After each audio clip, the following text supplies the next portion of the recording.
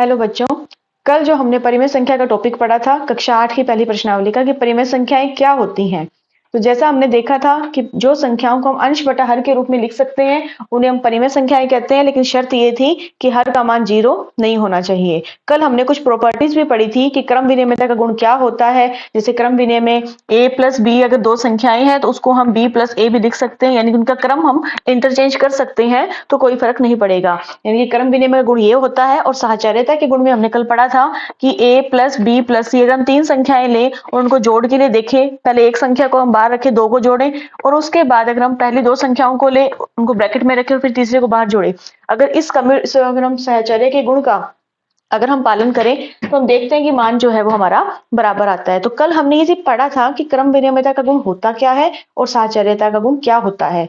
आज हम ये देखेंगे कि क्या परिमेय संख्याएं क्रम विनिमय के गुणों को फॉलो करती है कि नहीं करती, या साहचर्यता के नियम को फॉलो करती है या नहीं करती, वो हम देखेंगे। अब देखिए, जैसे परिमेय संख्याओं का पहला गुणधर्म है क्रम विनिमयता। अब कम्यूटेटिव प्रॉपर्टीज, इसके लिए हम ये देखेंगे कि जो क्रम विनिमयता है यानी कि दो संख्याएं होंगी, क्या वो योग के लिए फॉलो करती है या नहीं करती। अब देखिए, जोड़ के लिए हमने कोई भी दो संख्याएं ले ली। एक है हमारी संख्या -2/3, एक हमने ले ली 5/7। अगर हम इन दो संख्याओं को जोड़ के लिए लेते हैं यानी कि -2/3 प्लस 5/7, पहले भाई हमने क्या किया, 2/3 को आगे रखा माइनस वाली संख्या को और इसको बाद में रखा। अगर हम इसे सॉल्व करें तो जैसे आपको पता भी होगा कि जैसे -2/3 प्लस 5/7 कि अगर हम इसको सॉल्व करते हैं परिमेय संख्याओं का या भिन्नों का जोड़ या घटाव करते हैं तो आपको पता होगा कि जो संख्या हर में होती है उसका हम एलसीएम लेते हैं, लघुत्तम लेते हैं। तो हमें पता है कि अगर हम 3 और 7 का अगर लघुत्तम ले तो वो आ जाएगा 21 आ जाएगा। फिर हम हर का उस लघुत्तम में क्या करते हैं, भाग देते हैं। तो अगर हम 3 को इससे डिवाइड करेंगे, भाग देंगे तो कितना आएगा, 7 आएगा। और जो 7 आएगा उसको हम किससे गुणा करेंगे, अंश के साथ गुणा करेंगे। तो 7 दूनी 14, यानी कि ये कितना आ जाएगा, -14 प्लस का प्लस। अगर हम 7 को 21 से डिवाइड करें तो वैल्यू आएगी 3 और 3 को 5 से मल्टीप्लाई करें तो आ जाएगा 15। अब आप देखिए, माइनस प्लस माइनस, इसका मतलब 15 में से 14 गए तो कितना बचेगा, 1 बचेगा। और 1 भी किसका बचेगा, प्लस की रकम बड़ी है तो प्लस का बचेगा और बटे कितना आया, 21। अब आप ये देखिए कि अगर हम क्रम विनिमयता में हमने दो संख्याएं ली है, -2/3 लिया एक संख्या हमने ली 5/7। अगर हम इस क्रम में इनको जोड़ते हैं तो हमारा मान कितना आता है, 1/21। अब हम इसको करते हैं इंटरचेंज, हम इस क्रम विनिमय करते हैं, देखते हैं कि दोनों संख्याओं की जगह बदलने पर क्या ये योग के लिए परिमेय संख्या इसको फॉलो करती है या नहीं करती। तो आप देखिए, ये आंसर यहाँ है। अब हम ऐसे क्या करते हैं, 5/7 हमने पहले रखा, ठीक है।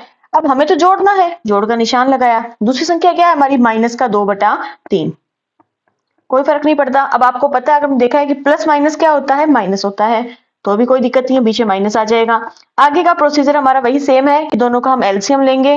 3 आया, या फिर मल्टीप्लाई किया तो 15 आया, 3 को इसे डिवाइड किया तो 7 आया, 7 को 2 से मल्टीप्लाई किया तो 14 आया। जब हम करेंगे प्लस माइनस माइनस तो प्लस में से 15 में से 14 गए तो 1, बट बॉन्ड में 21।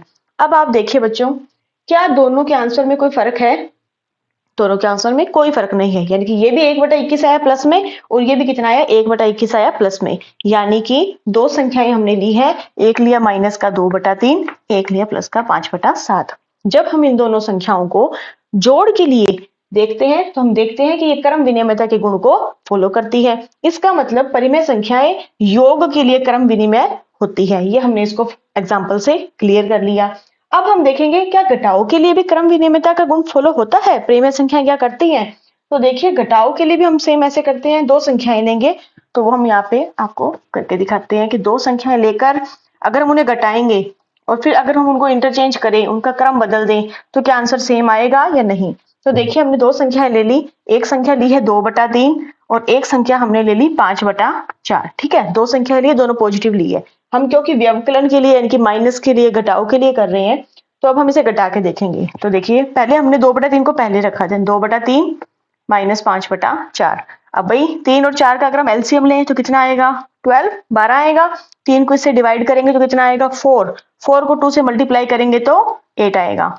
माइनस 4 को 12 से डिवाइड करेंगे तो कितना आएगा, 3 को 5 से मल्टीप्लाई करेंगे तो कितना आएगा, 15। अब आगे देखिए, 8 प्लस का है, 15 माइनस का है, तो बताओ प्लस माइनस माइनस। तो आप देखिए कि 15 में से अगर 8 जाएंगे तो कितने बचेंगे। अब आप देखिए, अगर 8 और 6 होते हैं तो कितने होते हैं, 14 होते हैं। ठीक है, यहाँ पे क्या है 15 है और 8 है, तो अगर आप इसको डिवाइड करोगे तो आप इसको ऐसे भी कर सकते हो। अगर आपको दिक्कत हो कि 15 है 8 जाएंगे कितने बचेंगे, हम इसका भी इस्तेमाल कर सकते हैं। ठीक है, 8 एंड 7, ये वैल्यू कितनी आ जाएगी 7/12, वो भी किसका माइनस का। माइनस का क्यों आया, क्योंकि माइनस की रकम यहाँ पे बड़ी है। फिर देखिए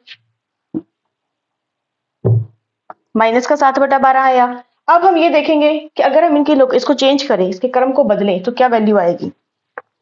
अब हम 5/4 पहले रखते हैं और 2/3 को बाद में रखते हैं, तो क्या होगा, सेम एलसीएम लोगे, इसको आप सॉल्व करोगे तो 4 तिये 12, 3 पंजे 15, माइनस का माइनस, 3 को 12 से डिवाइड करोगे 4, 4 को 2 से मल्टीप्लाई करोगे तो 8। अब फिर से आप इसे घटाओगे तो कितना आएगा भाई 7 आएगा, बट प्लस माइनस माइनस 15 में से 8 गए तो 7। आप इसमें करके देखोगे। अब आप देखिए प्लस की रकम बड़ी है या माइनस की रकम बड़ी है, तो यहाँ पे प्लस की रकम बड़ी है, तो ये वैल्यू प्लस की आएगी अपॉन में 12। अब आप देखिए रकम तो है 7/12, 7/12, लेकिन ये माइनस का है ये प्लस का है, क्या बराबर है क्या, ये बराबर नहीं है। इसका मतलब परिमेय संख्याएं घटाव के लिए, माइनस के लिए या व्यवकलन के लिए हम कह सकते हैं कि क्रम विनिमयता के नियम को फॉलो नहीं करती। इसका मतलब व्यवकलन के लिए परिमेय संख्याएं क्रम विनिमयता के गुण को फॉलो नहीं करती है। अब हम चेक करेंगे कि क्या गुणा करने के लिए परिमेय संख्याएं इसको फॉलो करेगी। तो नेक्स्ट स्टेप देखिए, हमने एक संख्या ले ली माइनस के 7/3, एक संख्या हमने ले ली 6/5। अब हमें तो गुणा करना है, दोनों संख्याएं हैं, तो पहले जैसे यानी कि ये हमारा a है और ये हमारा b है, तो हम पहले ऐसे करके देखेंगे भी क्या हमारा a गुणा b बराबर b गुणा a आता है कि नहीं आता, यानी कि इनके क्रम को चेंज करने पे क्या मान सेम आता है। तो देखिए माइनस का 7/3 गुणा का निशान लगाएंगे 6/5, और ये तो आपको पता ही होगा कि अंश का गुणा हमेशा अंश में होता है और हर का गुणा हमेशा हर में होता है। तो देखिए 7×42, ये माइनस का ये प्लस का, माइनस प्लस माइनस, आगे देखिए 3 पंजे 15, तो ये आपकी वैल्यू आ गई। आप इसे सॉल्व कर सकते हैं, काट भी सकते हैं, काटना चाहो तो 3 के पाड़े से कट जाएगा, 3 एकम 3, 3 चौके 12 और ये 3 पंजे 15, वो भी किसका माइनस का, यानी कि माइनस का 14/5 इसका आंसर आया। अब हम क्या करते हैं, इसको गुणा में इसको क्रम बदल के देखते हैं, यानी कि 6/5 पहले लिखते हैं और गुणा में जो हमारी माइनस वाली वैल्यू है उसको हम बाद में लिखेंगे। अब देखिए पहले संख्या मल्टीप्लाई करो, 6×7=42 तो आ गया, ये प्लस का ये माइनस का, माइनस ही आएगा, प्लस माइनस माइनस, फिर 5 दिए 15, सेम वही 3 के टेबल से कट रहा है, 3 एकम 3, 3 चौके 12, 3 पंजे 15, तो वैल्यू कितनी है क्योंकि माइनस था तो माइनस के 14/5। क्या आंसर में कोई चेंज है क्या, आंसर में कोई चेंज नहीं है, ये भी माइनस का 14/5 आया है, ये भी माइनस का 14/5 आया है। इसका मतलब परिमेय संख्याएं जो हैं वो गुणा के लिए क्रम विनिमयता के गुण को फॉलो करती है, तो ये गुणा के लिए भी है। अब हम देखते हैं क्या परिमेय संख्याएं भाग के लिए भी क्रम विनिमय को फॉलो करेगी। इसके लिए भी हम क्या करेंगे, दो संख्याएं लेंगे। जितने हम एग्जाम्पल सॉल्व करते हैं उतना हमारा कंसेप्ट फिर क्लियर होता है। जैसे माइनस का 5/3, एक संख्या हमने ले ली माइनस के 5/3 और एक संख्या हम ले लेते हैं 3/7। ठीक है, पहले हम इसमें इसको डिवाइड करेंगे, यानी कि a भाग b करें तो क्या b भाग a आएगा क्या, ये हमें चेक करना है। ठीक है, पहले हम इसको इसमें डिवाइड भाग देंगे, माइनस के 5/3 भाग दे रहे हैं 3/7 से। देखो बेटा आपने इस चीज के बारे में पढ़ा होगा 7th क्लास में भी, नहीं पढ़ा तो हम एक अलग से सेशन लेके इसको भी और समझाएंगे कि अगर हम भाग को गुणा में बदलते हैं तो भाग के जो बाद वाली जो रकम होती है वो उसका अंश और हर चेंज होता है, यानी कि जो हर होता है वो अंश बन जाता है, जो अंश होता है वो हर बन जाता है। पहले वाली संख्या सेम पड़ी है, अगर हम भाग को गुणा में बदलेंगे तो बाद वाली संख्या क्या हो जाएगी, उल्टी हो जाएगी, यानी कि 3/7 था ना तो 7 बटा क्या हो जाएगा 3 हो जाएगा। अब हम इसे सॉल्व कर लेते हैं, देखिए 5 7 कितना होता है 35 होता है। ठीक है, माइनस प्लस माइनस और 3 तिये 9। ठीक है, ये वैल्यू कितनी आ गई माइनस का 35/9 आई। ओके, अब हम करके देखते हैं कि क्या हम 3/7 में इसका भाग देंगे तो क्या हमें वैल्यू सेम मिलती है। तो देखिए 3/7 डिवाइड करेंगे हम माइनस के 5/3 से। अब आपको सेम वही बात पता कि अगर हम भाग को गुणा में बदलेंगे तो उसके सामने वाली रकम क्या हो जाएगी, उल्टी हो जाएगी। तो देखिए भाग का किया गुणा, माइनस का 5/3 था, उल्टा हो जाएगा तो 3 ऊपर और माइनस का 5 नीचे, कोई फर्क नहीं पड़ता। अब हम सॉल्व करना है इसको, 3 तिया 9, इसे मल्टीप्लाई करेंगे हम तो 7 पंजा 35, लेकिन प्लस माइनस माइनस। अब मुझे बताओ क्या आंसर सेम है क्या, ये आंसर है माइनस का 35/9, ये आंसर है 9/-35। इसका मतलब ये हुआ कि परिमेय संख्याएं भाग के लिए भी क्रम विनिमयता के जो गुण है उसको फॉलो नहीं करती है। ठीक है, इससे हमें क्या पता चला, इसका कंक्लूजन क्या निकला, इसका कंक्लूजन ये निकला कि क्रम विनिमयता का जो गुण है वो परिमेय संख्याएं जोड़ के लिए भी फॉलो करती है, गुणा के लिए भी फॉलो करती है, लेकिन घटाव के लिए और भाग के लिए फॉलो नहीं करती। तो सिर्फ इन दो के लिए फॉलो करती है। एग्जाम्पल क्वेश्चन पेपर में जो इसमें आता है, पेपर 1 नंबर का या 2 नंबर का जब क्वेश्चन बनता है तो यहाँ से प्रश्न पूछा जाता है कि क्या वो जोड़ के लिए करती है कि नहीं करती, घटाव के लिए करती है नहीं करती। तो ये था परिमेय संख्याओं का गुणधर्म क्रम विनिमयता के लिए, जो हमने डिटेल से समझा विद एग्जाम्पल। सेम ऐसे ही साहचर्यता का गुण जो कल हमने पढ़ा था कि उसके लिए हमें 3 संख्याएं चाहिए, उनको हम अगर हम आपस में जगह बदलें तो क्या उसके आंसर पे कोई फर्क पड़ेगा। तो देखिए इसमें भी सेम वही चीज है, क्या ये जोड़ को लिए फॉलो करेगी कि नहीं करेगी, घटाव के लिए, गुणा के लिए या भाग के लिए।